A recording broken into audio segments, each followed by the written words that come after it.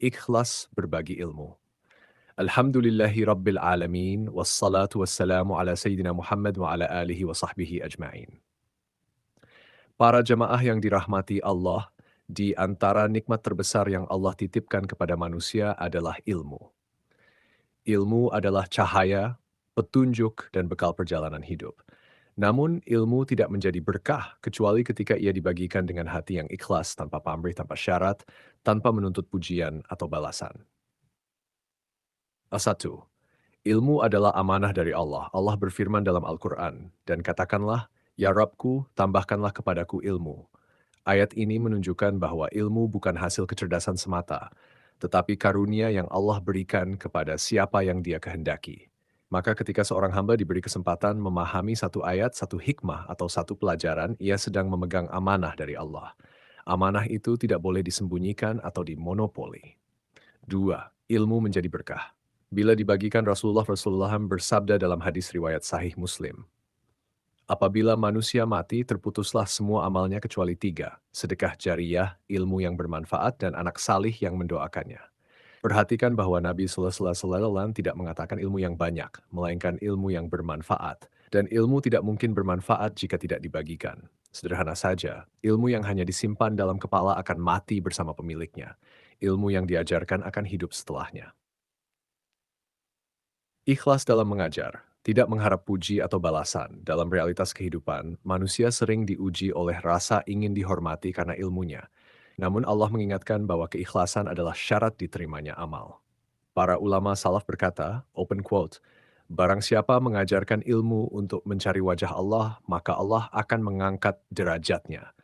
Barang siapa mengajarkan ilmu untuk mencari dunia, maka ia hanya akan mendapatkan dunia. Close quote. Mengajar dengan ikhlas berarti tidak menunggu ucapan terima kasih, tidak merasa lebih tinggi dari murid, tidak merasa memiliki hak istimewa karena ilmunya, dan tidak menjadikan ilmu sebagai alat menekan atau menguasai orang lain. Ilmulah yang membesarkan kita, bukan kita yang membesarkan ilmu. 4. Berbagi ilmu adalah sedekah yang mengalir tanpa henti.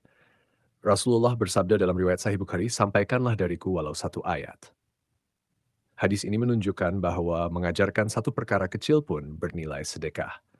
Bahkan ketika kita mengajarkan satu doa, satu ayat, satu adab, satu hikmah, maka pahala akan terus mengalir selama orang itu mempraktikkannya, bahkan setelah kita tiada.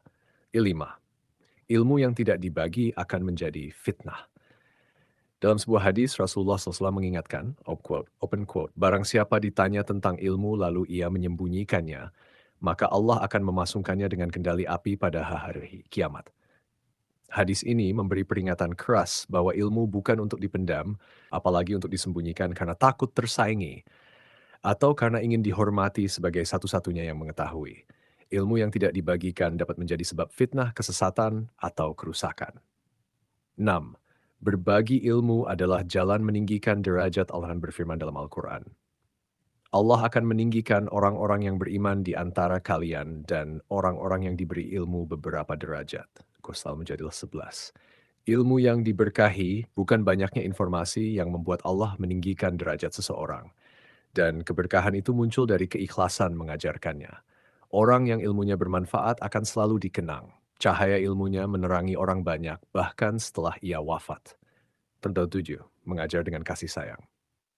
Adalah akhlak para nabi. Semua nabi adalah pengajar. Nabi Muhammad adalah guru besar umat ini. Beliau mengajar tidak dengan kesombongan, tetapi dengan kasih sayang, kelembutan, dan ketulusan. Mengajar adalah profesi para nabi. Maka barang siapa mengajar dengan ikhlas, ia sedang mengikuti jejak para nabi. Penutup ikhlas berbagi ilmu adalah ibadah yang besar nilainya.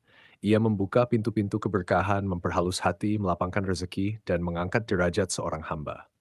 Ilmu yang diajarkan dengan cinta akan masuk ke dalam hati. Ilmu yang diajarkan dengan ikhlas akan hidup dan menyinari kehidupan orang lain.